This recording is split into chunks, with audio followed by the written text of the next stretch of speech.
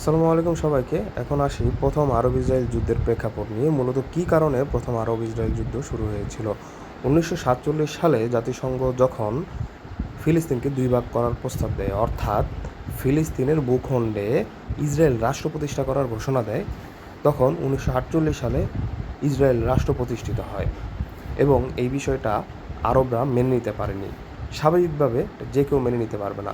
নিজ দেশের ভূখণ্ডে যদি অন্য একটি অবৈধ রাষ্ট্র প্রতিষ্ঠা করা হয় তাহলে এটা কেউ মেনে নিতে পারবে না। ফলস্বরূপ হচ্ছে আরবরাও মেনে নিতে পারে নাই এবং তাদের মধ্যে হচ্ছে যুদ্ধ হয় আরব এবং ইসরায়েলদের মধ্যে।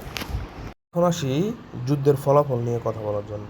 ফলাফলস্বরূপ ইসরায়েল ইরাক, মিশর, জর্ডান, সিরিয়া, লেবানন ইত্যাদি দেশে হচ্ছে আক্রমণ করে এবং তখন ফিলিস্তিনে হচ্ছে রিফিউজি অর্থাৎ শরণার্থী সংকট সৃষ্টি হয়।